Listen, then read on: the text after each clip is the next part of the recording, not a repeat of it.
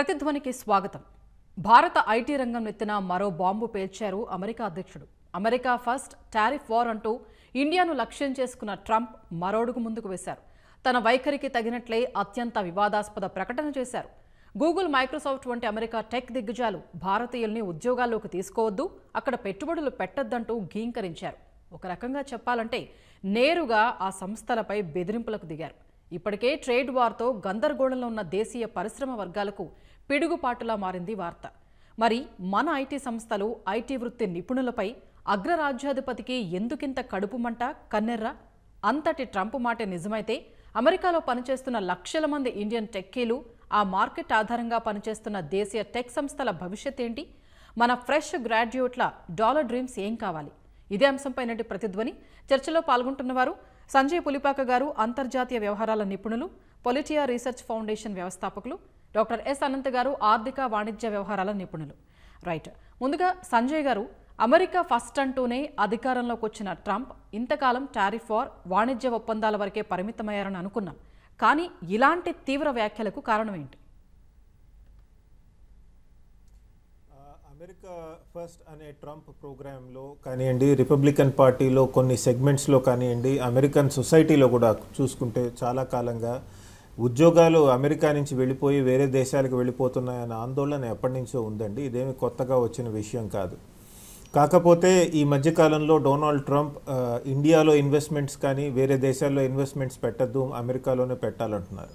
అలానే సాఫ్ట్వేర్ రంగానికి చెందిన కంపెనీస్లో ఈ మధ్యకాలంలో నిన్న మొన్న ఆయన అన్నారు, మీరు అక్కడికి ఉద్యోగాలు ఇవ్వకండి, ఇక్కడ పెట్టమంటున్నారు. వాళ్ళు డొనాల్డ్ ట్రంప్ ఆలోచించాల్సింది ఏంటంటే, మన అమెరికన్ సొసైటీలో కానివ్వండి, అమెరికన్ ఎకానమీలో కానీ కెపాసిటీ ఎంత ఉంది, ఎంతమందికి ఎంప్లాయ్మెంట్ ఇవ్వచ్చు, ఏ వర్గాల్లో ఇవ్వచ్చు. ఇప్పుడు మ్యానుఫ్యాక్చరింగ్ సెక్టర్నంతా వెనక్కి వచ్చేసి అమెరికాలో ఇన్వెస్ట్ చేయమంటున్నారు. సాఫ్ట్వేర్ రంగం నుంచి అంతా వచ్చి అమెరికాలో ఇన్వెస్ట్ చేయమంటున్నారు. అలాంటప్పుడు ఈరోజు ఇన్ని కంపెనీస్ని కానీ ఇంత మ్యానుఫ్యాక్చరింగ్ కానీ హ్యాండిల్ చేసే హ్యూమన్ రిసోర్సెస్ అమెరికాలో ఉందా? లేకపోవటం వల్లే కదా H1B వీసాలు ఇచ్చి లేదా వివిధ రకాల వీసాలు ఇచ్చి వివిధ దేశాల నుంచి నిపుణులను తీసుకెళ్తోంది. మరి అన్నీ అమెరికాకి తీసుకురావాలి అంటే అక్కడ హ్యూమన్ రిసోర్సెస్ ఉన్నాయా? అంటే సమాజంలో ఒక ఆందోళన ఉండటం, ఉద్యోగాలు వెళ్ళిపోతున్నాయి, ఒక ఆందోళన ఉండటం అన్నది సహజం అండి. నాయకులు చేయాల్సింది ఏంటంటే ఆ ఆందోళనకి ఒక మంచి రూపం ఇచ్చి ఒక మంచి కార్య ప్రణాళికతో ముందుకెళ్లాల్సిన అవసరం ఉంది. ప్రతిదీ వద్దు, ప్రతిదీ అమెరికాకే వచ్చేయాలి అంటే అది సాధ్యమవుతుందా? అలాంటి వ్యాఖ్యలు చేయటం వల్ల సరే భారత్ని వదిలేసిన కాసేపు అమెరికన్ సాఫ్ట్వేర్ కంపెనీస్ కానివ్వండి లేదా మిగతా మ్యానుఫ్యాక్చరింగ్ కంపెనీస్ కానివ్వండి, వాళ్ళకి స్టాక్ మార్కెట్లో ఎటువంటి ఇబ్బందులు ఎదుర్కొంటాయి? వాళ్ళు తొందరగా వాళ్ళ ఇప్పటిదాకా పెట్టుకున్న ప్లాన్స్ని మార్చుకుని మళ్ళీ వెనక్కి వెళ్ళగలరా? అంటే ఒక అనిశ్చిత వైఖరిని కనుక మీరు క్రియేట్ చేస్తూ ఉంటే అది అమెరికన్ కంపెనీస్కే మంచిదా కాదా అని కూడా ఆయన ఆలోచించాల్సిన అవసరం ఎంతైనా ఉందండి. నిజమే, అమెరికాలో అమెరికన్ సొసైటీలో కొద్దిగా మనం ఆర్థికంగా వెనకపడుతున్నాం, ఉద్యోగాలు తక్కువ అవుతున్నాయి, లేదా చైనా లాంటి దేశాలు ముందుకు వెళ్ళిపోతున్నాయి అన్న ఆందోళన ఉంటాం వాస్తవమే అది. కానీ దానికి ఇట్లాంటి స్టేట్మెంట్స్ కంటిన్యూస్గా ఏదో అడపాదడపా అధికారంలోకి వచ్చినప్పుడు వెంటనే ఇవ్వటం వేరు. నిరంతరం నెలల తరబడి ఇలాంటి స్టేట్మెంట్స్ ఇస్తే అది అమెరికన్ కంపెనీస్కే మంచిదే కాదా అని కూడా గమనించాల్సిన అవసరం. నిజంగా చూసుకుంటే అమెరికా మ్యానుఫ్యాక్చరింగ్ని దెబ్బతీసింది చైనా. ఆ చైనాని పట్టించుకోకుండా భారత్ లాంటి దేశాలు విచ్ ఆర్ ఓపెన్, ట్రాన్స్పరెంట్గా ఉంటాయి, మనం చేస్తున్న వాణిజ్యం గురించి వాళ్ళకి తెలుసు, ఓపెన్గా చేస్తాం, అమెరికన్ రూల్స్కి సంబంధించినట్టుగా వాటికి అనుగుణంగానే మన కంపెనీస్ అవి నడుస్తాయి. అలాంటి కంపెనీస్ని ఇలా టార్గెట్ చేయటం ఎంతవరకు సమంజసం అని కూడా ఆలోచించాల్సిన అవసరం ఉంది. రైట్, మనతో పాటు చర్చలో పాల్గొనేందుకు డి రామకృష్ణ గారు సిద్ధంగా ఉన్నారండి. ఎఫ్ట్రానిక్ CEO, CII AP మాజీ అధ్యక్షులు, IT association of Andhra Pradesh, ITAAP president elect. Right, Ramakrishna గారు నమస్తే అండి. భారతీయులకు ఉద్యోగాలు ఇవ్వద్దు, అక్కడ పెట్టుబడులు పెట్టద్దు, అమెరికా అధ్యక్షుడు ట్రంప్ చేసిన ఈ ప్రకటనను మన ఐటీ రంగంలో మీరు ఎలా చూస్తారు? అంటే రెండు ఆస్పెక్ట్స్ అండి. ఇక్కడ మనం డెవలప్ చేసుకోవటం ఎట్లా ఉంటుంది అనేది ఒక యాంగిల్ అయితే, మన వాళ్ళు ఇతర దేశాలకు వెళ్ళి వాళ్ళకి ఎక్కడ జాబ్స్ ఎట్లా వస్తాయి, లేకపోతే వాళ్ళు ఇప్పుడు almost every year 2 lakhs people India నుంచి అమెరికా వెళ్తున్నారు. వీళ్ళందరికీ అక్కడే స్థిరపడాలి, అక్కడే ఉండాలి అనే ఆశతో వెళ్తున్నారు. అటువంటి వాళ్ళందరికీ ఒక రకంగా పెద్ద ప్రాబ్లమే అవుతుంది. ఎందుకంటే అక్కడ ఇప్పటికే చాలా సినారియోస్ చాలా బ్యాడ్గా ఉన్నాయి, ఇంకా బ్యాడ్ అవ్వడానికి స్కోప్ ఉంటుంది. దాంతో మన వాళ్ళు అక్కడికి జాబ్ కోసమో లేకపోతే స్టడీస్ అక్కడికి వెళ్ళి ఇక్కడ బ్యాక్ రాకుండా అక్కడ ఏదో అక్కడే ఉండిపోవాలనుకునే వాళ్ళకి మాత్రం ఇది చాలా పెద్ద దెబ్బ అవుతుంది. ఇక పోతే ఇక్కడి నుంచి మనం ఏదైనా ప్రొడక్ట్స్ కానీ సొల్యూషన్స్ కానీ డెవలప్ చేసి ఆ కంపెనీలు ఇక్కడ ఇండియాలో వచ్చి డెవలప్ చేసుకునేవి లైక్ మైక్రోసాఫ్ట్ కానీ గూగుల్ కానీ లేకపోతే ఇంకా లాట్ ఆఫ్ టెక్నాలజీ కంపెనీస్ ఇండియాలో వాళ్ళ ఆఫీసెస్ పెట్టి వాళ్ళు ఇక్కడ డెవలప్ చేసుకొని అక్కడ అమ్ముకోవటం కానీ లేకపోతే ప్రపంచం అమ్ముకునే దానికి ఇక్కడ ఆఫీసెస్ పెడుతున్నాయి. అటువంటి ఆఫీసెస్ ఇక్కడ పెట్టొద్దు అన్నప్పుడు ఆటోమేటిక్గా వాళ్ళ కాస్ట్ ఆఫ్ డెవలప్మెంట్ చాలా అట్లీస్ట్ 4-5 రెట్లు 10 రెట్లు కూడా పెరగచ్చు. అటువంటప్పుడు వాళ్ళ ప్రొడక్ట్స్ కాస్ట్ పెరిగితే వాళ్ళు ప్రపంచానికి అమ్మగలుగుతారా లేకపోతే ఏమవుతుంది, అట్లాగే ఆ కంట్రీలో కూడా వాళ్ళు అమ్మగలుగుతారా అనేది బిగ్గెస్ట్ ఛాలెంజ్. ఇండియన్ డైమెన్షన్లోకి వచ్చేటప్పటికి ఇనీషియల్గా కొంచెం మనకు ప్రాబ్లం ఉంటుంది ఎవరైతే ఇతర దేశాలు వెళ్ళాలనుకునే వాళ్ళు. బట్ ఇండియాలో ఉండి చేసుకోవాలి అనుకునే వాళ్ళకి పెద్ద ప్రాబ్లం ఉంటుందని నేను అనుకోను. ఎందుకంటే ఇక్కడ కూడా ఇప్పుడు ఆపర్చునిటీస్ పెరుగుతున్నాయి. చాలా కొత్త కొత్త ఇష్యూస్లో ఇండియన్ కంపెనీస్ కానీ గవర్నమెంట్ కానీ డిజిటైజేషన్స్ మీద చాలా స్పెండ్ చేస్తుంది. అటువంటప్పుడు ఇప్పుడు దాకా జరుగుతున్న మేజర్ ఛాలెంజ్ ఏంటంటే మనమంతా యుఎస్ కంపెనీస్ మైక్రోసాఫ్ట్ కానీ గూగుల్ కానీ లేకపోతే ఓరకిల్ కానీ లేకపోతే వాళ్ళ టెక్నాలజీస్ మనం ఇక్కడ అడాప్ట్ చేసుకొని మనం వాళ్ళకి చాలా డబ్బు పే చేస్తున్నాం. బట్ నవ్ ఏమవుతుందంటే మనకి ఇండియన్ కంపెనీస్ డెవలప్ అయితే ఇండియన్ సాఫ్ట్వేర్ కూడా డెవలప్ అవడానికి స్కోప్ ఉంటుంది, ఇండియన్ ప్రొడక్ట్స్ కూడా రావడానికి స్కోప్ ఉంటుంది. ఇనీషియల్గా కొంచెం ఏమన్నా డ్రాబ్యాక్ ఉంటుందేమో కానీ లాంగ్ రన్లో నా ఒపీనియన్లో ఇండియాకే మంచిదని నేను అనుకుంటాను. ఓకే, అనంత్ గారు, ఐటీ రంగానికి సంబంధించి ట్రంప్ చేసిన వ్యాఖ్యల ఆర్థిక ప్రభావాలు పరిణామాలు ఎలా ఉండొచ్చు? అంటే మనం ఇది 2 విధాలుగా చూడాలండి. ఒకటి ఏంటంటే ఆయన ట్రంప్ చేసే వ్యాఖ్యలు ఒకటి, ఆచరణలోకి ఎన్ని తీసుకొస్తాడు, ఎప్పుడు తీసుకొస్తారు.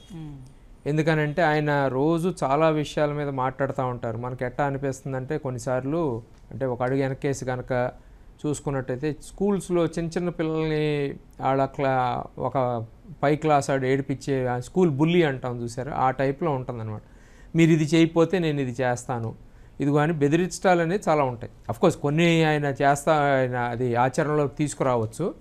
కాకపోతే ఏంటంటే ఒకటి మనం గుర్తుపెట్టుకోవాల్సింది ఏంటంటే ఆయన అన్న ప్రతి మాట ఎన్ని ఆచరణలోకి తీసుకొచ్చారని చూసుకున్నట్టయితే మనం సుమారు ఒక 10% కూడా ఆచరణలోకి తీసుకొచ్చి ఉండరు.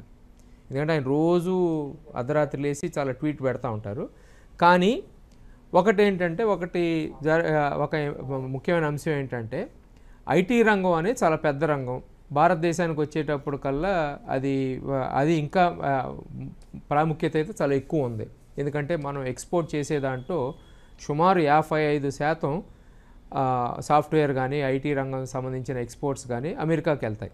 సో అమెరికాలో కనుక రేపొద్దున ఒకవేళ అంటే థియరిటికల్గా చూసుకున్నట్టయితే మనం మాట్లాడుకుంటే అంటే ప్రాక్టికల్గా జరిగే పని కాదు, థియరిటికల్గా చూసుకున్నట్టయితే కనుక రేపొద్దున అమెరికన్స్ ఇండియా వస్తువులు కొనద్దు, అన్నీ ఇక్కడే పెట్టుకోండి, మీరు ఇక్కడి నుంచే ప్రొవైడ్ చేయండి సర్వీసెస్ అవన్నీ అంటే అది వాళ్ళకు జరిగే దెబ్బ అయినా మనకు కూడా ఉంటుంది. ఎందుకంటే $200 బిలియన్ మనకు ఐటీ ఎక్స్పోర్ట్ సుమారుగా 2023-24లో, దాంట్లో 55% అంటే సుమారు 110 బిలియన్లు ఎంతో ఉంటుందన్నమాట ఏది మనం ఎక్స్పోర్ట్ చేసేది. సో వాటి మీద ప్రభావం చూపించవచ్చు థియరిటికల్గా.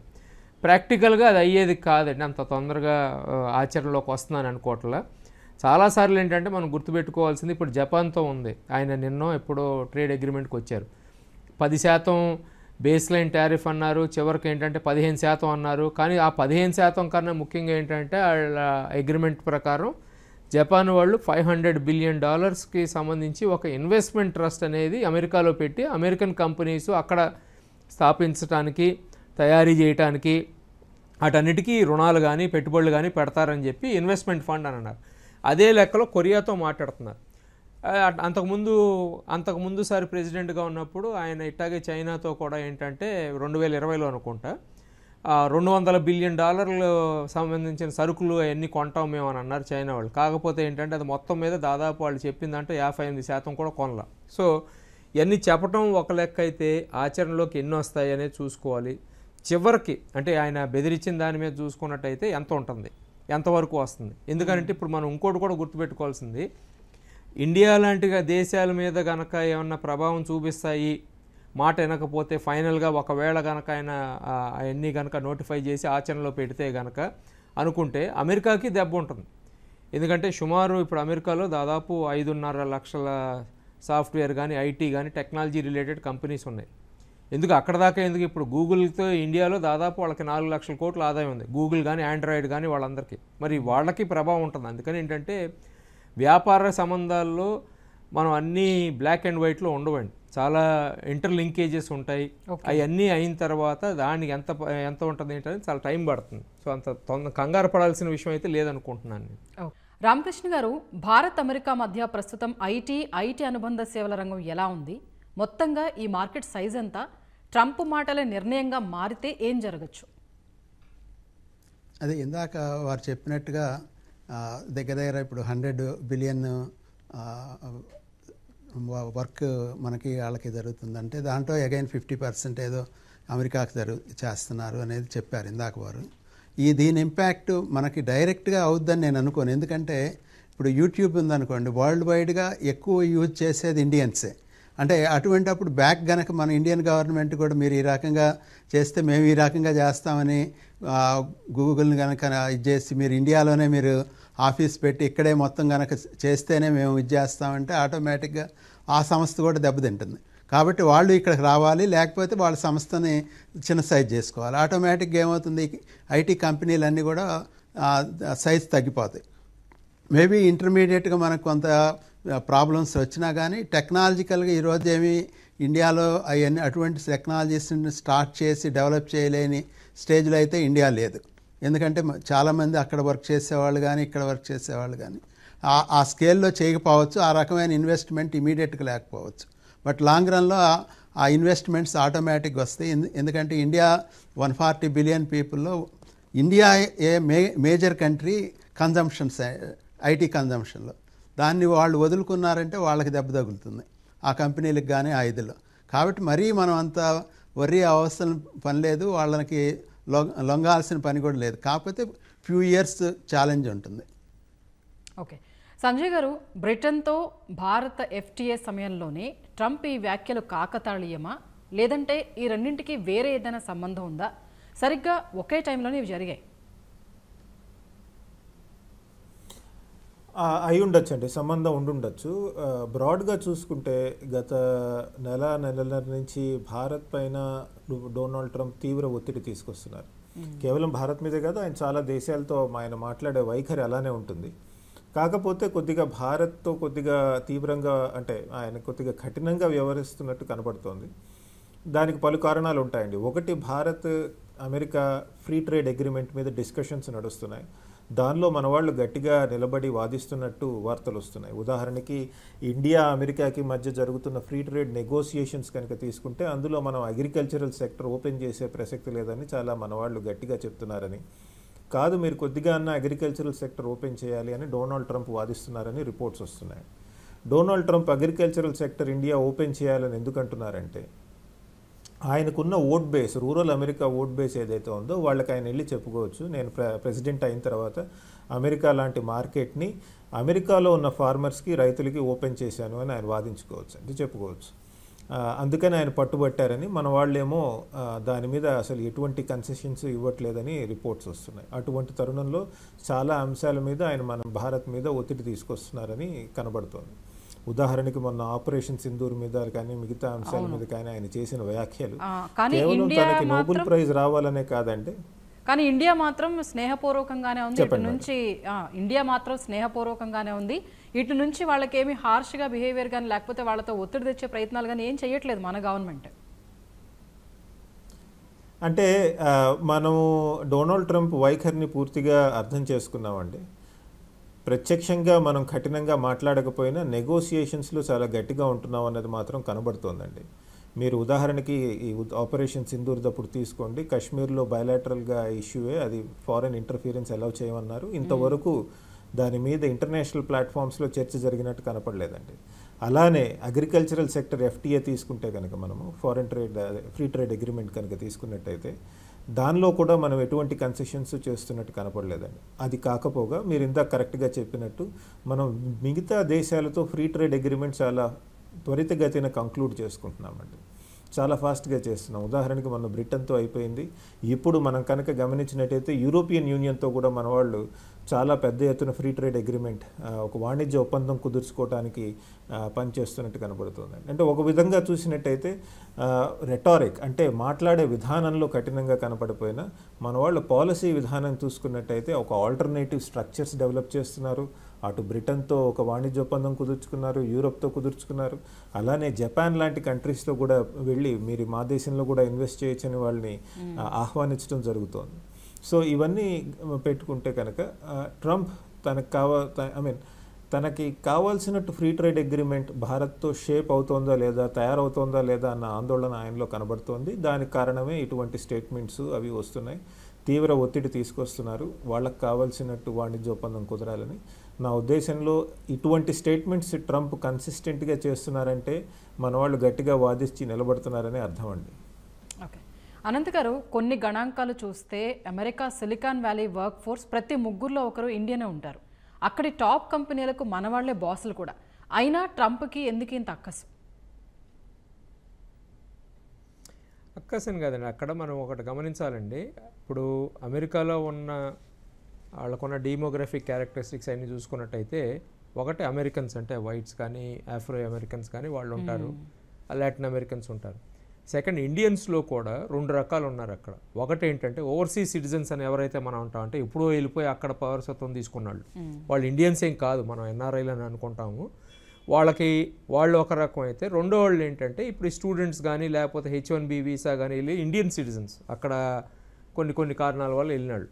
వీళ్ళల్లో అక్కడ సిటిజన్స్ ఎవరైతే ఉన్నారో, అంటే నేను విన్నదాన్ని బట్టి ఏంటంటే వాళ్ళందరూ కూడా ట్రంప్ చేసే కార్యక్రమాలంటే చాలా సంతోషంగా ఉంది. ఎందుకంటే వాళ్ళు ఒక అపోహలో ఉన్నారు, ఉద్యోగాలు అన్నీ వచ్చేసేస్తాయి, మనకి ఇన్ని మిలియన్స్ ఏదో సంపాదించేసుకుంటాం అది ఇది అని చెప్పి. కాకపోతే ఏంటంటే అది ప్రాక్టికల్ కాదు. ఎందుకనంటే ఇప్పుడున్న గ్లోబల్ ఆర్థిక వ్యవస్థలో చూసుకున్నట్టయితే అమెరికా మ్యానుఫ్యాక్చరింగ్ అనేది రావటం చాలా కష్టం. ఎందుకంటే అది 30-40 ఏళ్ళ నుంచి బయటికి వెళ్ళిపోయింది.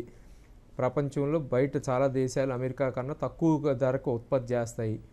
అది వాళ్ళు గమనించాలి. కాకపోతే ఏంటంటే అది రాజకీయ పరంగా కానీ లేకపోతే ఇప్పుడు ఓవర్సీస్ ఇండియన్ సిటిజన్స్ ఉన్నారు, వాళ్ళకి అవన్నీ బాగున్నాయి కాబట్టి వాళ్ళని లెక్క తీసుకోవచ్చు. అందుకని ఇప్పుడు ఫర్ ఎగ్జాంపుల్ అక్కడికి సిటిజన్షిప్ వెళ్ళి ఆ గూగుల్ వాటిల్లో పనిచేసే వాళ్ళకి ఏం తేడా ఉండదు. ఎఫెక్ట్ అయ్యేది ఎవరంటే H1B వాళ్ళును స్టూడెంట్స్. వాళ్ళది ఎట్టా ఉంటుంది, ఎంతవరకు ఉంటుందని చూసుకోవాలి. ఎందుకంటే మరి లక్షల మంది స్టూడెంట్స్ వెళ్తున్నప్పుడు ఆ కాలేజెస్ కాటికి డబ్బులు లేకపోతే ఇప్పుడు హార్వర్డ్కి జరిగిన గొడవలో బాగా నష్టం ఉంది. కొలంబియా యూనివర్సిటీ చూసాం, $200 మిలియన్ పెనాల్టీ కడతాము, ఈ గొడవలన్నీ వద్దని చెప్పి ట్రంప్తో మరి అగ్రిమెంట్కి వచ్చారు. సో అటువంటివన్నీ ఉంటాయండి. ఎందుకంటే ట్రంప్ది ఏది ఫైనల్ అని అనుకోవటానికి లేదండి. ఫైనల్ తర్వాత ఇంకో ఫైనల్ ఉంటుంది ఆయనకి. సో అది మనం పెద్ద ఇదివ్వక్కర్లేదు. కాకపోతే ఏంటంటే ఆయన అమెరికాకి చేసే హాని ఎంత అనేది ఆయన గమనించట్లా. హాని అనేది ఒకరోజు జరగదు కదా, అది వచ్చే దశాబ్దంలోనూ 2 దశాబ్దాల్లోనూ ఏమైపోతుంది అసలు నమ్మచ్చా? ఎందుకంటే వాళ్ళు మొన్నటిదాకా అమెరికాలో అగ్రిమెంట్ కాంట్రాక్ట్ అనేది ఉంటుంది అని అనుకునేవాడిని నేనైతే. ఇప్పుడు అది ఎంతవరకు ఉంటుందనేది నాకే నమ్మకం లేదు. నా బట్టి ఎంతో కొంత చదువుకున్న వాళ్ళు మనకే నమ్మకం లేకపోతే అసలు ఇంకా మామూలు ప్రజలకు ఎట్టా ఉంటుందనేది ఆలోచించుకోవచ్చు. సో నేనైతే ట్రంప్ చెప్పిన మాట ఫైనల్ ఎగ్జిక్యూటివ్ ఆర్డర్ వచ్చి అది ఒక 2-3 నెలలు అది ఆచరణలో పెట్టేదాకా నమ్మనండి. ఎందుకంటే ఏ రోజైనా ఆయన మార్చేయచ్చు, ఏది ఎప్పుడు మాట్లాడతారో తెలియదు. ఇప్పుడు చైనాతో చూసాం, చైనాతో ఏమన్నారు 10% నుంచి 175% వరకు సుంకాలు విధిస్తున్నా ఉన్నారు. తర్వాత మళ్ళీ 30%, 40% తీసుకొచ్చారు. రేపు ఎంత ఉంటుందని చెప్పి ఆయన ఎవరూ చెప్పలేరు. జపాన్తో కూడా అదే అన్నారు ఆయన, జపాన్తో 50% అన్నారు, చివరికి 15%కి వచ్చింది. సో అసలు రిలయబిలిటీ ఫ్యాక్టర్ 0 అండి. ప్లస్ ఇంకోటి ఏంటంటే ట్రంప్ ఎల్లప్పుడూ ఉండడు. వచ్చే సంవత్సరం ఎలక్షన్ ఉంది, ఆ ఎలక్షన్ కోసం కూడా ఈ రాజకీయ పరంగా చెప్తా ఉండి ఇందాక వక్తలు చెప్పినట్టు ఆయన బేస్ అంతా ఎవరంటే చదువు తక్కువ ఉన్నాళ్ళు లేకపోతే ఏదో ఉద్రేకపడిపోయేవాళ్ళు ఆవేశపడేవాళ్ళు వాళ్ళు ఉంటారు. వాళ్ళందరి కోసం చేస్తూ ఉంటాడు ఆయనది. సో అది పెద్ద సీరియస్ తీసుకోక్కర్లా. నోబెల్ ప్రైజ్ వగేరా ఇటువంటి అన్నీ చాలా ఉంటాయి. మీమ్ కాయిన్స్ కొనుక్కోవటం, ఇప్పుడు భారతదేశం కనుక వెళ్ళి ఒక $5 or $6 బిలియన్ మీమ్ కాయిన్స్ కొన్నట్టయితే ఆయన మళ్ళీ భారతదేశం నా మిత్రుడు అంటారు. సో పెద్ద పట్టించుకోక్కర్లేదని. సిస్టంలో ఫైనల్గా ఏమవుతుంది, వాళ్ళు ఎటువంటి మార్పులు తీసుకొస్తారు, ఫైనల్ అగ్రిమెంట్ ఎట్టా ఉంటుందని దానికోసం వేచి చూడటం అనేది బెటర్ ట్రంప్ దాని మీద. రామకృష్ణ గారు, అమెరికాలో 2 లక్షల మంది వరకు మన ఐటీ వృత్తి నిపుణులు, 6 డజనుకు పైగా మన టెక్ దిగ్గజ సంస్థలు అక్కడ సేవలు అందిస్తున్నారని అంచనా. ఇంత పెద్ద మార్కెట్కు ఆల్టర్నేటివ్స్ ఉన్నాయా? అంటే డైరెక్ట్గా అమెరికాకి మనం కనుక వర్క్ ఆగిపోతుందంటే మనకు న్యాచురల్గా ఈ పెద్ద కంపెనీలన్నిటికీ కొంచెం ప్రాబ్లమేనండి. ఎందుకంటే ప్రపంచంలో ఆల్మోస్ట్ 50% వరకు అమెరికాకే చేస్తున్నాయి ఇవన్నీ కూడా. అటువంటి సినారియోలో కనుక తీసుకున్నప్పుడు మనకి ఇమీడియట్గా అంత పెద్ద వర్క్ వస్తుందా అంటే కొద్ది కష్టమే అవుతుంది. కాకపోతే మనకున్న పెద్ద కంపెనీలు అన్నిటి కూడా క్యాష్ రిచ్ కంపెనీస్, ఎందుకంటే వాళ్ళందరి దగ్గర చాలా డబ్బు బ్యాంకులో డిపాజిట్స్ ఉన్నాయి. కాబట్టి మరీ అంత ఈ కంపెనీలు క్లోజ్ చేసుకోవాల్సినంత అవసరం అయితే రాదు. కాకపోతే ఏం చేయాల్సి వస్తుందంటే వాళ్ళు ఇండియన్ ప్రొడక్ట్స్ని కనుక బిల్డ్ చేసి ఇండియా నుంచి మనం ఇండియా రిక్వైర్మెంట్స్ లేకపోతే ప్రపంచ రిక్వైర్మెంట్స్కి మనం ప్రతి ప్రోడక్ట్ కూడా అమెరికాలో ఉన్న ఏ శాప్గో లేకపోతే ఇంకొక మైక్రోసాఫ్ట్ ప్రొడక్ట్స్నో ఆరకిల్లో అటువంటి వాటిని పట్టించుకోకుండా మనం ఇటువంటి ప్రొడక్ట్స్ని ఎందుకు చేయకూడదు. జోహో లాంటి కొన్ని ఆల్రెడీ కొంతమంది ఎక్స్పెరిమెంట్ చేసి కొత్త ప్రొడక్ట్స్ డెవలప్ చేశారు. అట్లా మన ఇండియన్ రిక్వైర్మెంట్స్కి మనం గనక ప్రొడక్ట్స్ గనక డెవలప్ చేయడం బిగిన్ చేస్తే ఈ కంపెనీలన్నిటికి కూడా చాలా వర్క్ ఉంటుంది. అదే కాకుండా ఇప్పుడు గవర్నమెంట్స్, స్టేట్ గవర్నమెంట్స్ కానీ సెంట్రల్ గవర్నమెంట్ సంస్థలు కానీ లేకపోతే ఈవెన్ ప్రైవేట్ సంస్థలు కూడా చాలామంది డిజిటైజేషన్ కోసం చాలా ఇన్వెస్ట్ చేయడానికి రెడీగా ఉన్నాయి.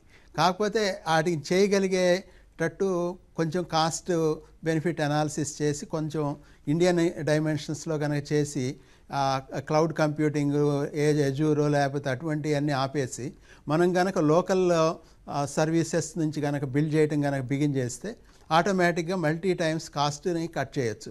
ఈవెన్ నా ఎగ్జాంపుల్స్లో మేము మా కంపెనీలో ఇంటర్నేషనల్ ప్రొడక్ట్స్ని ఇండియాలో హై క్వాలిటీ ఈక్వల్ క్వాలిటీ ప్రొడక్ట్స్ని 1/3 ప్రైస్లో మేము చేయగలుగుతున్నాం. అటువంటి పెద్ద కంపెనీలు పెద్ద మ్యాన్ పవర్తో కనుక ఇండియాలో కనుక స్టార్ట్ చేస్తే ఈ ఐటీ విప్లవంలో ఇండియా కూడా ఒక స్ట్రాంగ్ ఫోర్స్ అవుతుంది. Maybe couple of years stock మార్కెట్లో కానీ లేకపోతే వాళ్ళ ప్రాఫిట్స్ కానీ ఇవన్నీ కొన్ని తగ్గుతాయి. అట్లాగే ఆ యాంగిల్లో మనం మ్యాన్ పవర్ని ఓరియంట్ చేసుకొని ఇండియన్ ఎడ్యుకేషన్ సిస్టంలో మార్పులు తీసుకొచ్చి ఇండియన్ సిస్టమ్స్ని కనుక బిల్డ్ చేయగలిగితే like other countries like China కానీ సౌత్ కొరియా కానీ చాలా కంట్రీస్ వాళ్ళ ప్రొడక్ట్స్ చేసుకున్నాయి. వాళ్ళేమి యూఎస్ ప్రొడక్ట్స్ మీద డిపెండ్ అవ్వట్లేదు. అట్లా కనుక మనం స్టార్ట్ చేసామంటే ఆటోమేటిక్గా ఒక 4-5 ఇయర్స్లో ఇండియా సెల్ఫ్ సఫిషియెంట్ అవుతుంది. ఆ యాంగిల్లో మనం ఈవెన్ ఎప్పుడైతే లో కాస్ట్లో చేయగలిగామో ఆటోమేటిక్ ప్రపంచం మొత్తానికి కూడా మనం అమ్మొచ్చులో even South Africa country African కంట్రీస్కి కానీ లేకపోతే అండర్ డెవలప్డ్ కంట్రీస్ అన్నిటికి కూడా లో కాస్ట్లో మనం సర్వీసెస్ ఇవ్వచ్చు. That will make huge impact on the entire world economy. మనం అమెరికాని రియల్గా వాళ్ళకి క్లియర్ ఆన్సర్ ఇవ్వచ్చు. బేసిక్గా అంటే దెబ్బ కొట్టడం అనే దానికంటే కూడా ఆన్సర్ ఇవ్వచ్చు బేసిక్గా. ఇటువంటి సినారియో నా ఒపీనియన్లో అయితే లాంగ్ రన్లో ఇండియాకే ఎక్కువ బెనిఫిట్ వస్తుంది. అన్ఫార్చునేట్గా ఈ సిస్టమ్ అనేది డిస్టర్బ్ అవుతుంది. ఏ రకంగా డిస్టర్బ్ అవుతుంది? ఒకటి ఇప్పుడు ట్రంప్ చేసే విధానాలు ఒక డైరెక్షన్ అయితే, రెండో విధానం ఏంటంటే ఆల్రెడీ టెక్నాలజీలో ఉన్న చేంజెస్ చాలా వచ్చినాయి. డిజిటైజేషన్ అనండి, లేకపోతే ఆటోమేషన్ అనండి, లేకపోతే ఇంకో పక్క ఏఐ అనండి, ఇవన్నీ రకరకాల చేంజెస్ని సిస్టమ్స్ అన్నీ ఇంటర్ కనెక్ట్ అవటం మూలాన వచ్చే చేంజెస్ చాలా వస్తాయి. ఎందుకంటే ఇప్పుడు ఓల్డెన్ డేస్లో ఏ సిస్టమ్కి ఆ సిస్టమ్ ఇండిపెండెంట్గా వర్క్ చేసాయి. ఇప్పుడు సిస్టమ్స్ అన్నీ ఇంటర్ కనెక్టెడ్గా చేసేటప్పటికి ఆటోమేటిక్గా చాలా హై ప్రొడక్టివిటీ వస్తుంది, హై క్వాలిటీ వస్తుంది. ఇవన్నీ ఎప్పుడైతే సిస్టమ్స్లోకి వచ్చినాయో ఇవన్నీ మనకి పెద్ద దేశం అవటం మూలన మన ఆపర్చునిటీస్ చాలా ఉన్నాయి. కాబట్టి ఆ దృశ్యలో మనం చూడాలి. అన్ఫార్చునేట్గా ఏంటంటే ఇప్పుడల్లా మనం సేఫ్గా ఓన్లీ అమెరికాకో వీళ్ళకో ఇంత మార్కెట్ ఇంత సేల్ చేస్తున్నాం, ఇన్ని బిలియన్స్ చేస్తున్నాం, ఇంత 20% 30% ప్రాఫిట్ వస్తున్నాయి అని మన పెద్ద కంపెనీలన్నీ అదే డైరెక్షన్లో చూస్తున్నాయి. ఏమాత్రం కొంచెం కూడా రిస్క్ తీసుకోవట్లేదు. ఆ రిస్క్ తీసుకుంటే ఆటోమేటిక్గా మనకి చాలా సొల్యూషన్స్ వస్తాయని నా భావన. ఓకే సంజయ్ గారు, ఇప్పటికే అమెరికాలో పనిచేస్తున్న వారికి వీసాల పొడిగింపు, కొత్త వారికి ఇచ్చే అవకాశాలపై ట్రంప్ ఈ వ్యాఖ్యల ప్రభావం ఎలా ఉండొచ్చు? అంటే పాలసీ విధంగా ట్రంప్ చేసిన వ్యాఖ్యలు ఎలా కన్వర్ట్ అవుతుంది అది పాలసీగా అని మనం వేచి చూడాల్సిన అవసరం ఉందండి. కాకపోతే ఇప్పటికే కనుక మనం చూసినట్టయితే ట్రంప్ వచ్చినప్పటి నుంచి H1B వీసాలు ఇవ్వటంలో ఒక 20% తగ్గింపు జరిగిందని వార్తలు వస్తున్నాయండి. అలానే మనం చూస్తున్నాం స్టూడెంట్స్ కూడా చాలా ఇబ్బందులకు గురవుతున్నారు కొంత అనిశ్చిత వైఖరి వల్ల. ఎందుకంటే ఇంతకుముందు చాలా చిన్న యూనివర్సిటీస్కి వెళ్ళే వాళ్ళు స్టూడెంట్స్ ఈ మధ్యకాలంలో ఓ మాదిరిగా మంచి యూనివర్సిటీకి అడ్మిషన్ రాకపోతే వెళ్ళటం అవసరమా అని మన వాళ్ళు ఆలోచించడం కూడా స్టార్ట్ అయిందండి. సో ఓవరాల్గా చూసుకుంటే అక్కడ టెంపరీ వీసాస్ మీద వాటి మీద ఉన్న వాళ్ళకి కొద్దిగా ఇది ఇబ్బందిగానే ఉంటుందండి. ఇప్పుడు అంటే చాలా విచిత్రమైన పాలసీ ఫాలో అవుతున్నారండి ట్రంప్. ఒక విధంగా ఆయన ఏం చెప్తున్నారంటే H1B వీసాలు కానివ్వండి మిగతా వీసాలు తగ్గించాలన్నారు ఇంతకుముందు. సో తగ్గిస్తే కనుక ఆ ఉద్యోగాలు మరి బయట దేశాలకు వెళ్తాయి, ఇండియా లాంటివి. ఇప్పుడు ఏం చెప్తున్నారు ఆయన, ఇండియా లాంటి కంట్రీస్కి మీరు జాబ్స్ ఇవ్వకండి, అవి ఇక్కడే తయారు చేయండి అంటున్నారు, ఇక్కడే క్రియేట్ చేయండి జాబ్స్ అంటున్నారు. అలాంటప్పుడు మ్యానుఫ్యాక్చరింగ్కి కానివ్వండి అటు సాఫ్ట్వేర్కి కానివ్వండి మనకి క్వాలిఫైడ్ మ్యాన్ పవర్ కావాలి. అలాంటప్పుడు అక్కడ చదువుకున్న వాళ్ళకి వీసా ఎక్స్టెన్షన్స్ అవి ఇస్తే బాగానే ఉంటుంది. ఒక విధంగా చూసుకుంటే ట్రంప్ తన క్యాంపెయిన్ టైంలో చాలా క్లియర్గా చెప్పడం జరిగిందండి, ఎవరైతే అమెరికాలో మంచి యూనివర్సిటీస్లో చదువుకుంటారో వాళ్ళకి గ్రీన్ కార్డ్ ఇస్తే పోతుంది కదా అన్న స్టేట్మెంట్స్ ఆయన ఇంతకుముందు కూడా చేశారు. నిజంగా ట్రంప్ అమెరికాలో సాఫ్ట్వేర్ డెవలప్మెంట్ ఎక్కువ ఉండాలి, ఇండియాలో జాబ్స్ ఉండకూడదు, అవన్నీ కూడా అమెరికాకి వెళ్ళాలి అంటే కనుక అలాంటప్పుడు అక్కడ చదువుకుంటున్న పిల్లలకి కానివ్వండి వివిధ దేశాల నుంచి వచ్చి అక్కడ రీసెర్చ్ చేస్తున్న వాళ్ళకి కానివ్వండి వీసాలు లభించేది కొద్దిగా సులభం చేయొచ్చు, అలానే వాటిని ఎక్స్టెన్షన్స్ కొద్దిగా ఎక్కువ ఇవ్వచ్చు, అది కూడా చేయాల్సిన అవసరం ఉంది. కాకపోతే మనం చూసినట్టయితే ట్రంప్ విధానంలో కొంత గందరగోళం కనబడుతోంది. ఒక పక్కనేమో బయట నుంచి ఉద్యోగాలు మనం వెనక్కి తెచ్చేయాలంటున్నారు, కానీ స్థానికంగా ఉన్న వాళ్ళకి వీసా ఎక్స్టెన్షన్స్ అవి ఇవ్వకపోవటం, అది ఆ అంశం యాక్చువల్లీ చూసినట్టయితే సిలికాన్ వ్యాలీలో ఉన్నటువంటి సాఫ్ట్వేర్ పెద్దలు ఇంతకుముందు కూడా ట్రంప్తో ఈ విషయంలో చర్చించినట్టు వార్తలు వచ్చాయండి. మీరు కనుక క్లారిటీ ఇవ్వకపోతే మా కంపెనీస్ లాంగ్ టర్మ్ ప్లానింగ్ కొద్దిగా ఇబ్బంది అవుతుంది అన్న విషయం వాళ్ళకి కన్వే చేయటం కూడా జరిగిందండి.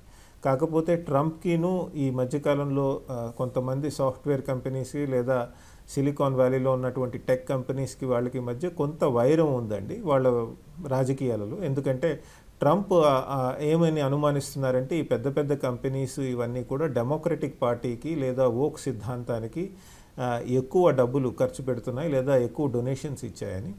ప్రాబబ్లీ ట్రంప్ ఇలా వైఖరి ఇప్పుడు చూస్తున్న మనం ఆయన చేస్తున్న పాలసీ స్టేట్మెంట్స్ ఏవైతే ఉన్నాయో అవి కొంతవరకు వీళ్ళని ఇబ్బంది పెట్టే విధంగా కావాలని కూడా చేస్తూ ఉండొచ్చండి ఆయన. సో ఒక అమెరికన్ పాలిటిక్స్లో ఇప్పుడు జరుగుతున్న అమెరికన్ పాలిటిక్స్లో మన H1B వీసా స్టూడెంట్ పనిచేస్తున్నటువంటి సాఫ్ట్వేర్ ఇంజనీర్స్ కానివ్వండి లేదా అక్కడ చదువుకుంటున్న స్టూడెంట్స్ కానీ వాళ్ళు కొలాటరల్ డ్యామేజ్ అంటారు కదా, అంటే పొరపాటున వాళ్ళు కూడా అందులో ఇరుక్కుంటున్నారండి. అంటే ఆ ఒక కాంప్లెక్స్ సిచ్యువేషన్లో వాళ్ళు కూడా విక్టిమ్స్ అవుతున్నారు. కాకపోతే నా ఉద్దేశంలో ఇలాంటి ఒడిదొడుకులు మనం ఎన్నో చూసాం ఇంతకుముందు. జనరలీ మన సాఫ్ట్వేర్ ఇంజనీర్స్ కానివ్వండి లేదా అక్కడ చదువుతున్న మన పిల్లలు కానివ్వండి చాలా competent office technology skill set ఉన్నవాళ్ళు, వాళ్ళు ఇలాంటివన్నీ బాగానే నావిగేట్ చేస్తారు. అంతేకాదు మన సాఫ్ట్వేర్ ఇంజనీర్స్కి మంచి డిమాండ్ ఉంది ప్రపంచవ్యాప్తంగా, ఎందుకంటే చాలా కష్టపడి రాత్రింపగళ్ళు పనిచేస్తారని పేరుంది. సో కాబట్టి మనకేమీ లాంగ్ రన్లో చూసుకున్నట్టయితే ఇటువంటి స్టేట్మెంట్స్ కొద్దిగా షార్ట్ టర్మ్లో ఇబ్బంది కలిగించినప్పటికీ లాంగ్ టర్మ్లో మన వాళ్ళు ముందుకు వెళ్తారని అనుకోవాలి. అంతేకాదండి మిగతా దేశాల్లో కూడా మనం ఎక్స్పాన్షన్ చేయాల్సిన అవసరం ఉందండి. ఇందాక వక్తలు చెప్పినట్టు డొమెస్టిక్గా మన సాఫ్ట్వేర్ ఇండస్ట్రీకి ఎట్లా పెంచాలి అని గవర్నమెంట్ కొత్త పాలసీస్ తీసుకురావాలి, కొత్త ప్రోగ్రామ్స్, డిజిటైజేషన్ ప్రాసెస్. అంతేకాదు కొత్త మార్కెట్స్ని ట్యాప్ చేయాల్సిన అవసరం ఎంతైనా ఉందండి. లాటిన్ అమెరికా తీసుకోండి, ఆఫ్రికా తీసుకోండి, అటు సౌత్ ఈస్ట్ ఏషియా తీసుకోండి, ఇటువైపు కూడా మన సాఫ్ట్వేర్ కంపెనీస్ పెద్ద ఎత్తున వెళ్ళి ఆ మార్కెట్స్ని ట్యాప్ చేయాలి. అక్కడ కాకపోతే మార్కెట్ క్రియేట్ చేయాల్సిన అవసరం ఉంటుందండి. అమెరికా లాంటి మెచ్యూర్ మార్కెట్స్ కావాలి. ఓకే అనంత్ గారు, ట్రంప్ అన్న మాటల్ని అక్కడి టెక్ సంస్థలు పాటించి తీరాల్సిందేనా? కాదు అని ఎదురు నిలిచే అవకాశాలు ఏమైనా ఉంటాయా? మనలాంటి టాలెంట్ పూల్ని వాళ్ళు వదులుకునే సాహసం చేస్తారా? అంటే ఒకటే టాలెంట్ అనేది వదులుకోరు, డెఫినెట్గా వదులుకోరు. ఎందుకంటే వదులుకుంటే వాళ్ళే దెబ్బతింటారు కాబట్టి, వాళ్ళ కంపెనీలు దెబ్బతింటాయి. కానీ కాకపోతే ఏంటంటే అమెరికన్ పాలిటిక్స్లో మరి కాంప్లికేషన్లో ఇన్వాల్వ్ అవుతూ ఉంటారు. ఎందుకంటే ఆయనకి పాతకాలం నుంచి టెక్ కంపెనీస్ అంటే కొంచెం అనుమానం. కాకపోతే ఏంటంటే వీటిల్లో ఆయన అంటే ట్రంప్ చెప్పిన ఇదేంటంటే ఇండియన్స్ అనేవాళ్ళు ఎక్కువ మంది ఎట్లా ఉన్నారని లెక్కలో ఆలోచించి అని చెప్పాడు. కానీ బట్ ఏమంటున్నాడంటే అన్ని జాబ్స్ అని అన్నాడు. ఇన్నేళ్ళు మీరు ఇట్లా లాభపడ్డారు, అమెరికా ఫ్రీడమ్ వీటన్నిటి గురించి, ఇప్పుడు జాబ్స్ అన్ని తిరిగి రావాలి, ట్రంప్ ఉన్నంతకాలం అది కుదరదు అని అంటున్నారు ఆయన. సో నేను అనుకోవటం అయితే మాత్రం పెద్దగా మార్పులు ఉండవు. ఎందుకనంటే ఇప్పుడు రెండు వైపులు ఇప్పుడు ట్రంప్ కానీ లేకపోతే కంపెనీస్ కానీ కూర్చుని వాళ్ళు బేరాలు అయితే ఉంటాయి. వాళ్ళ సిస్టమ్ కూడా లాబియింగ్ అవన్నీ ఉంటాయండి.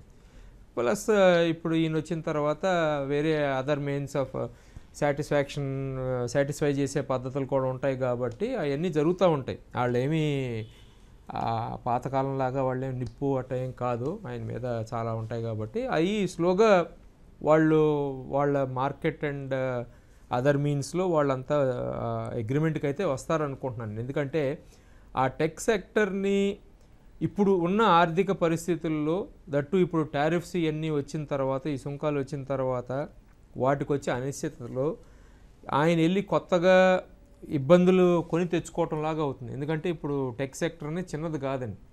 వాళ్ళకి దాదాపు $1.3 trillion worth direct or indirect contribution ఉంటుందండి ఎకానమీలో.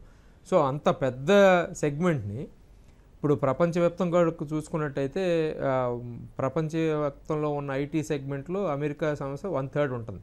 సో అది తట్టు వాళ్ళు ఇప్పుడు ఇంపార్టెంట్ ఏంటంటే టెక్ సెక్టర్లో చైనా కానీ అమెరికా కానీ హై వాల్యూ ఎడిషన్లో ఉన్నారండి. ఇండియా ఏంటంటే చాలా వరకు లోవర్ ఎండ్ ఉంటుంది, లోవర్ ఎండ్ ఉంటుంది కాబట్టి వాళ్ళకి అది లేదు.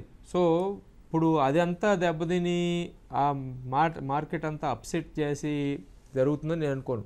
అక్కడ ఏదో బిహైండ్ ద సీన్స్ ఏదో నెగోసియేషన్ జరుగుతూ ఉంటుంది. ఎందుకంటే ట్రంప్ చెప్పేది ఎప్పుడు కూడా నేను ఇన్ని సంవత్సరాల నుంచి గమనించింది అయితే ఆయన మనసులో ఒకటి పెట్టుకుంటాడు. ఆయనకి ఏంటంటే ఒక గొప్ప అభిప్రాయం ఉంది, ఆయన చాలా గొప్పగా నెగోషియేట్ చేయగలడు, ఆయనకన్నా బాగా ఇంకా ఎవరు నెగోషియేట్ చేయలేరు అనే ఆలోచనలో ఉంటారు ఆయన. ఐఎమ్ ద బెస్ట్ నెగోషియేటర్ అని చాలాసార్లు ఆయన డైరెక్ట్గా చెప్పాడు.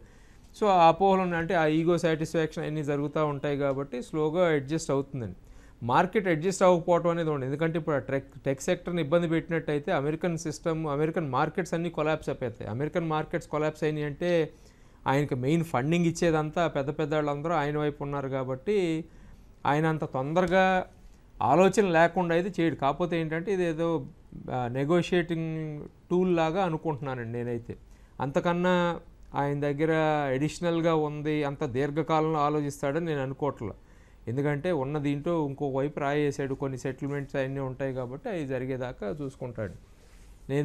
నేనైతే ఆ ఫైనల్ నోటిఫికేషన్ వచ్చేదాకా నేను ఒప్పుకోను. ఎందుకంటే ఇప్పుడు నేను అంత సీరియస్ తీసుకోవట్లేదు. నెక్స్ట్ ఇయర్ నవంబర్లో దాదాపు 35 స్టేట్స్లో ఎలక్షన్స్ ఉన్నాయండి. ఆ 35 స్టేట్స్లో ఎక్కువ శాతం ఆయన మొన్న ఎలక్షన్ జరిగినప్పుడు ఆయన గెలిచాడు. అవన్నీ ఓడిపోయినాయి అంటే మళ్ళీ ఆయనకి ఆ నెక్స్ట్ 2 years ఆయన డమ్మీలాగా అయిపోతారు. సో అంత తొందరగా జరుగుతాయని చెప్పి నేనైతే అనుకోవట్లేదు. ఎందుకంటే చాలా వరకు రేపు ఆ 35 స్టేట్స్లోనూ 36 స్టేట్స్లో ఎలక్షన్ జరిగే రిపబ్లికన్ కంట్రోల్డ్ అండి. వాళ్ళకి ఆ మిడ్ టర్మ్ ఎలక్షన్స్ వస్తున్నాయి కాబట్టి నెక్స్ట్ నవంబర్లో డిసెంబర్లో ఉంటాయి. సో ఇవన్నీ ఇక ఫైనల్గా 2-3 నెలలు అయిన తర్వాత ఆయన ఇంకేం చేయడానికి కూడా ఈ డిసెంబర్ తర్వాత ఆయన చేయడానికి కూడా ఉండదు. ఎందుకంటే ఆ ఎలక్షన్ దాంట్లోకి వెళ్ళిపోతారు కాబట్టి. సో అక్కడ ఏదో బిహైండ్ ద సీన్స్ ఏదో ఉంటుందని నేను అనుకుంటున్నానండి. రామకృష్ణ గారు, మన తెలుగు రాష్ట్రాలపై ఈ ప్రభావం ఎలా ఉండొచ్చు? అక్కడే స్థిరపడిన టెక్కీలు, ప్రస్తుతం వెళ్ళాలనుకుంటున్న వారు, విద్యార్థులు, వీళ్ళంతా ఏం గమనించుకోవాలి? మోర్ ఇంపార్టెంట్ ఏంటంటే ఈ లాస్ట్ కపుల్ ఆఫ్ ఇయర్స్ నుంచి అంటే ఎస్పెషలీ కోవిడ్ తర్వాత అమెరికాలో కూడా ఇన్ఫ్లేషన్ చాలా ఎక్కువైంది. అంటే ఆల్మోస్ట్ అంతకుముందు కనుక $1,00,000 వస్తుంటే అది చాలా దాంట్లో నుంచి మిగిల్చుకోగలిగే స్టేజ్ ఉండేది. ఈ రీసెంట్గా ఇప్పుడు $2 lakhs కనుక న్యూయార్క్లో కనుక వస్తే దాంట్లో 50% ట్యాక్స్ కట్టాల్సి వస్తుంది. రిమైనింగ్ 50%లో ఆల్మోస్ట్ $35,000 దాకా వాళ్ళకి ఒక సింగిల్ బెడ్రూమ్ హౌస్కి రెంట్ కట్టాల్సి వస్తుంది. ఒక 3,500 దాకా ఆల్మోస్ట్ మంత్లీ ఎక్స్పెండిచర్ అవుతుంది. ఇటువంటి సినారియో తీసుకున్నప్పుడు మనం దాంట్లో నుంచి ఎంత మిగుల్చుకోగలము, లేకపోతే ఏ రకంగా మనం బ్యాక్కి అంటే ఇప్పుడు కనుక ఒక 1 crore పెట్టి మనం కనుక ఒక స్టూడెంట్ని మన పిల్లల్ని కనుక అక్కడ పంపిస్తే వాళ్ళు అక్కడ సెటిల్ అయ్యి మళ్ళీ ఆ 1 crore బ్యాక్కి తల్లిదండ్రులకు ఆ అప్పు తీర్చగలరా లేదా అనేది, అంటే వీళ్ళు కనుక బ్యాంకులో లోన్ తీసుకొని పంపిస్తే అది చాలా కష్టమనే అనిపిస్తుంది ఒక డైరెక్షన్లో. రెండోది ఏంటంటే ఇప్పుడు బాగా వేలామరి అయిపోయి కేపబిలిటీస్ లేని పిల్లల్ని కూడా అమెరికా వెళ్తే ఏదో సెటిల్ అయిపోతాడు అనే ఒక డైరెక్షన్స్లో చాలామంది పంపిస్తున్నారు. అంతకుముందు ఏంటంటే కొంతమంది హార్డ్ వర్క్స్ చేసి సమ్ హోటల్స్లో కానీ లేకపోతే పెట్రోల్ బంక్స్లో కానీ ఇది చేసి, ఈ మధ్య ట్రంప్ వచ్చినాక వీళ్ళందరినీ పట్టుకోవడం ఇవన్నీ బిగిన్ అయ్యేటప్పటికి ఆ జాబ్స్ కూడా లేకపోవడంతో కొంతమంది హౌస్లోకి వెళ్ళి సర్వెంట్స్ లాగా పనిచేయాల్సి రావడం, అటువంటి చాలా వింటున్నాం. బేసిక్గా చాలా ఛాలెంజెస్ ఆల్రెడీ వచ్చినాయి. ఇదన్నీ ఒక డైరెక్షన్ అయితే, ఇక్కడ మన ఎడ్యుకేషన్ సిస్టంలో ఏమవుతుందంటే స్పూన్ ఫీడింగ్ ఎక్కువ ఉంటుంది, ఫ్యాకల్టీ అన్నీ చెప్పాలనేది ఉంటుంది. అక్కడైనా సెల్ఫ్ లెర్నింగ్ యాటిట్యూడ్స్ ఇక్కడ కావాలి. ఆ రకంగా వీళ్ళు పోస్ట్ గ్రాడ్యుయేట్కి వెళ్ళే వాళ్ళు చాలామంది సెటిల్ అవ్వలేకపోతున్నారు. అది ఒక ఛాలెంజ్ ఉంది. అది ఈ రకమైన రిస్ట్రిక్షన్స్ పెట్టినప్పుడు వీళ్ళు వెళ్ళకపోయినా మనకేమీ పెద్ద ఛాలెంజ్ అవ్వదు అనుకుంటున్నాను. ఎందుకంటే తెలుగు రాష్ట్రాల్లో ప్రతి ఇంట్లోనూ ఒకళ్ళిద్దరు అమెరికాలో ఉంటున్నారు, లేకపోతే అందుకని పక్క చుట్టాలు లేకపోతే బ్రదర్స్ సిస్టర్స్ కూడా వాళ్ళని అక్కడ పంపించాలనే ఒక అపోహతో అక్కడికి వెళ్తే ఏదో అయిపోద్దనే అనుకుంటున్నారు. బట్ ఈరోజు పరిస్థితి వెనకట్లాగా లేదు. ఎందుకంటే లాస్ట్ 30-40 years నుంచి ఇన్ఫ్లేషన్ లేనిది 5 yearsలో ఆల్మోస్ట్ డబుల్ ద ఇన్ఫ్లేషన్లోకి వచ్చేసినాయి ఆ రాష్ట్రాలు కానీ దేశం. అటువంటి సినారియో ఒక ఛాలెంజ్ అవుతుంది.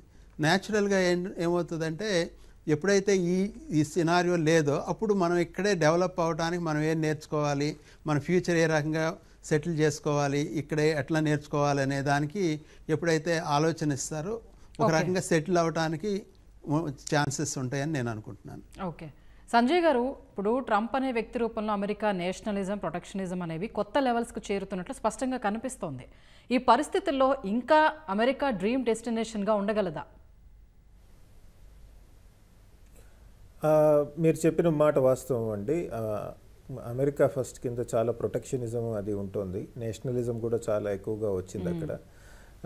మనం గమనించాల్సింది ఏంటంటే ఇది మొట్టమొదటిసారి కాదండి జరుగుతుంది. ఉదాహరణకి ట్రంప్ ఫస్ట్ టర్మ్లో తీసుకున్నట్టయితే కూడా ఇటువంటి పాలసీస్ని ఆయన ఫాలో చేయడం జరిగింది. ఉదాహరణకి వాణిజ్య ఒప్పందాల విషయంలో వస్తే అప్పుడు ట్రాన్స్ పెసిఫిక్ పార్ట్నర్షిప్ అని, అంటే జపాను, ఈస్ట్ ఏషియా, తర్వాత అమెరికా కలిసి ఒక వాణిజ్య ఒప్పందం కుదుర్చుకున్నాయి. దాని నుంచి ఆయన బయటకు వచ్చేసారు. అలానే ప్యారిస్ అగ్రిమెంట్ నుంచి కూడా ఆయన బయటకు వచ్చేయడం జరిగింది. సో మనం ట్రంప్ నేషనలిస్ట్ పాలసీస్ కనుక తీసుకున్నట్టయితే ఒకటి ఎకనామిక్ ప్రొటెక్షనిజం చూస్తున్నామండి, చాలా చూస్తున్నాం. అది మనం చూస్తున్నాం కూడా. ఇప్పుడు ఆయన సుంకాలు విధించారు. అసలు ఒక రేషనల్ పాలసీ ఉందా లేదా అని జనాలు అనుకుంటున్నారు, కానీ ఆయనకు తోచినట్టు ఆయన అడ్మినిస్ట్రేషన్ వాళ్ళు పెద్ద ఎత్తున మిగతా దేశాల నుంచి వస్తున్న ఎక్స్పోర్ట్స్ మీద సుంకాలు విధించడం నడుస్తుంది. దానివల్ల అమెరికాలో ఇన్ఫ్లేషన్ వస్తుందా అని కూడా చాలామంది మాట్లాడుతున్నారండి. అలానే తీసుకుంటే ఇంకో విధంగా చూసుకుంటే కనుక ఇమిగ్రేషన్ కంట్రోల్ చాలా తీవ్రంగా ప్రయత్నిస్తున్నారండి. ఉదాహరణకి మనం చూస్తున్నాం, ఇల్లీగల్ ఇమిగ్రెంట్స్ని వెతికి పట్టుకుని వెనక్కి పంపించే ప్రక్రియ స్టార్ట్ అయింది. అంతేకాదు వీసాలు వాటిల్లో కొద్దిగా తేడా ఉన్నా వాళ్ళని వెంటనే వెనక్కి పంపిస్తున్నారు. అలానే మనం చూసాం, భారతీయుల్ని కొంతమంది ఇల్లీగల్ ఇమిగ్రెంట్స్ అక్కడ ఉన్నప్పుడు వాళ్ళందరినీ విమానాల్లో ఎక్కించి వెనక్కి పంపించడం జరుగుతోంది. అలానే మీరు ఫారెన్ పాలసీ తీసుకుంటే కనుక ఇప్పుడు మనం భారత్ గురించి మాట్లాడినట్టయితే చాలా మిగతా దేశాల మీద ఆయన చాలా ఒత్తిడి తీసుకొస్తున్నారు. అంతేకాదు నేటో ఇలాంటి కూటములు ఏవైతే ఉన్నాయో వాటిల్లో అమెరికాకి సన్నిహితంగా ఉన్నటువంటి దేశాలు ఇంకా ఎక్స్పెండిచర్ పెంచాలని ఆయన వాదించారు. వాళ్ళ చేత ఎక్స్పెండిచర్ చేయిస్తున్నారు కూడా ఆయన. అలానే కల్చరల్ రంగంలో తీసుకున్నట్టయితే కనుక మనం అమెరికా వాళ్ళు కొద్దిగా ఆయన ప్యాట్రియాటిజము, ఫ్యామిలీ వాల్యూస్, తర్వాత ఈ వోక్ సిద్ధాంతాలు ఏవైతే ఉంటాయో జెండర్ పాలిటిక్స్, వాటికి వ్యతిరేకంగా ఆయన పనిచేయటం జరుగుతుంది. మీరు అడిగిన ప్రశ్నకి కనుక మనం అంటే ఇంకా డ్రీమ్ డెస్టినేషన్గా ఉంటుందా అంటే, ప్రస్తుతానికి ఇంకా అమెరికాలో ఎడ్యుకేషనల్ ఇన్స్టిట్యూషన్స్ చాలా గొప్పగా ఉన్నాయండి. ట్రంప్ లాంటి వాళ్ళు, మిగతా వాళ్ళు ఎన్ని పాలసీ చేంజెస్ తీసుకొచ్చినా అక్కడ ఎడ్యుకేషనల్ ఇన్స్టిట్యూషన్స్ బాగుండటం వల్ల చాలామంది మన పిల్లలు అక్కడికి వెళ్ళి చదవాలని అనుకుంటూ ఉంటారు. హై క్వాలిటీ ఎడ్యుకేషన్ ఉంటుంది కాబట్టి. 2 అమెరికన్ కంపెనీస్లో ఇప్పటికీ బాగా పనిచేస్తే మనని గుర్తిస్తారు, కష్టపడి పనిచేస్తే మనని గుర్తిస్తారు అన్న అంశం ఈ రోజుకి ఇప్పుడు అక్కడ ఉన్న భారతీయులను అడిగినా కొద్దిగా కష్టపడి పనిచేస్తే మనకి గుర్తింపు వస్తుంది, మెరిట్కి స్థానం ఉంది ఇక్కడ అని ఇప్పటికీ వాళ్ళు చెప్తున్నారండి. సో ఒక విధంగా చూసుకుంటే డ్రీమ్ డెస్టినేషన్ అవునా కాదా అంటానికి కొంత ఇమేజ్ డెంట్ అయిందండి అమెరికాది. అంటే అక్కడ ఇంతకు ముందులాగా తేలిగ్గా హాయిగా బతికేయచ్చు అన్న అంశం తగ్గింది. ఎందుకంటే ఇన్ఫ్లేషన్ పెరిగింది, తర్వాత కొంత ఆందోళన ఉంది. మనకి దగ్గర పొరపాటున డాక్యుమెంట్స్ లేకపోతే మన ఇమిగ్రేషన్ అథారిటీస్ ఎలా డీల్ చేస్తారు అన్న భయం ఉంది. అంతేకాదు రాజ్య వ్యవస్థ మనతో ఎలా వ్యవహరిస్తుంది పొరపాటు జరిగితే, బాగా కఠినంగా ఉంటుందా అన్న భయం ఉంది. కానీ మరో పక్కన ఎడ్యుకేషన్ పరంగా తీసుకోండి, వృత్తిపరంగా తీసుకోండి, కష్టపడి పనిచేస్తే గుర్తింపు ఉంటుంది అన్న ఆ డైమెన్షన్ కూడా ఉందండి. సో ఓవరాల్గా ఇట్స్ 50-50 నా ఉద్దేశంలో. ఎందుకంటే డ్రీమ్ డెస్టినేషన్ అన్నది ఇమేజ్ కొద్దిగా దెబ్బతిన్నా, మిగతా అంశాలలో ఇప్పటికీ చాలామంది అక్కడికి వెళ్ళి రీసెర్చ్ చేయాలన్నా, ఉద్యోగాలు చేయాలన్నా ఈ రోజుకి మొక్కు చూపుతున్నారు. అంటే ఇంకా అమెరికాలో కొన్ని మంచి అంశాలు ఉన్నాయని మనం చెప్పుకోవాల్సిన అవసరం ఉంది. ఓకే, అనంత్ గారు, బ్రిటన్తో కొత్తగా కుదిరిన ఈ ఫ్రీ ట్రేడ్ అగ్రిమెంట్ ద్వారా మన దేశానికి ఎలాంటి ప్రయోజనాలు ఉండనున్నాయి? ట్రంప్ చేస్తున్న డ్యామేజీకి అదేమైనా ఊరటనిచ్చే అవకాశం ఉందా? అంటే ఒకటి ఊరటనంటే అది అంత ఎక్కువ ఉండదండి. ఎందుకంటే బ్రిటన్ది అమెరికాతో కానీ లేకపోతే యూరోపియన్ యూనియన్తో కానీ చైనాతో కానీ చూసుకున్నట్టయితే మన వ్యాపార సంబంధాలు తక్కువ ఉంటాయి. అంటే అసలు లేవని కాదు, బట్ తక్కువ ఉన్నాయి. ఎందుకంటే బ్రిటన్ ఎకానమీ కూడా చాలా చిన్నదండి, ఆర్థిక వ్యవస్థ తక్కినట్లాగా కాదు. అంటే బ్రిటన్ యూరోపియన్ యూనియన్ నుంచి బయటకు వచ్చింది కాబట్టి దాని కంపల్షన్స్, దాని డైనమిక్స్ వేరే ఉంటాయి. సో అంత ఎక్కువగా ఉంటుంది అమెరికాతో ఉన్న ఇబ్బందులు ఇక్కడ కాంపన్సేట్ అవుతాయని మాత్రం నేను అనుకోవట్లేదండి. ఎందుకంటే ఫ్రీ ట్రేడ్ అగ్రిమెంట్ అనేది రెండు వైపులా రెండు వైపులా పదునున్న కత్తి లాంటిది. ఎన్ని కంపెనీలు అది ఉపయోగించుకోగలుగుతాయి అనే దాని మీద ఆధారపడి ఉంటుందండి. ఎందుకంటే ఇటు నుంచి వస్తువులు మనం అటు జీరో టారిఫ్కి అంటే 18% నుంచి జీరోకి తీసుకొస్తున్నారు అంటున్నారండి. సో ఆ జీరో అనేది ఇటు నుంచి వెళ్ళే కంపెనీలకి ఎట్టా ఉంటుందో అటు నుంచి వచ్చే వాళ్ళకి కూడా అదే ఉంటుంది కాబట్టి సో ఒక్కొక్క సెగ్మెంట్ దగ్గర మార్పు ఉంటుంది. ఇప్పుడు ఫర్ ఎగ్జాంపుల్ మనం కొన్ని కాఫీ లాంటి మనం ఎక్స్పోర్ట్ చేస్తున్నాము, పెద్ద పెద్ద కంపెనీలు కొన్ని ఇండియన్ కంపెనీస్ వెళ్ళి బ్రిటిష్ కంపెనీస్ని కొన్నాయి కాబట్టి వాళ్ళకి డిఫరెన్స్ ఏమి ఉండదు, వాళ్ళకి కొంత లాభాలు లాంటివి పెరుగుతూ ఉంటాయి. అంటే అగ్రికల్చర్లో కొన్ని అంశాలు, ఫర్ ఎగ్జాంపుల్ ఫిషరీస్ ఉన్నాయండి. ఇప్పుడు మనకి టారిఫ్స్ ఇటన్నిటి మూలాన తగ్గటం మూలాన ఏమవుతుందని అంటే ఈ బ్లూ రిలేటెడ్ యాక్టివిటీ సెక్టర్ అంతా కూడా వాళ్ళకి కొంత లాభం ఉంటుంది. ఎందుకంటే టారిఫ్ తగ్గుతుంది కాబట్టి 0%కి వచ్చేటప్పుడు కల్లా సబ్జెక్ట్ టు క్వాలిటీ స్పెసిఫికేషన్ అది అక్కడ ఎక్స్పోర్ట్ చేసే అవకాశం ఎక్కువ ఉంటుంది. సో ఇదేంటంటే గ్రాడ్యువల్గా నెమ్మదిగా పెరిగే అవకాశం అయితే ఉంది. ఎందుకంటే గవర్నమెంట్ కూడా ఏమీ ఇమీడియట్గా పెరుగుతుందని అంటలేదు.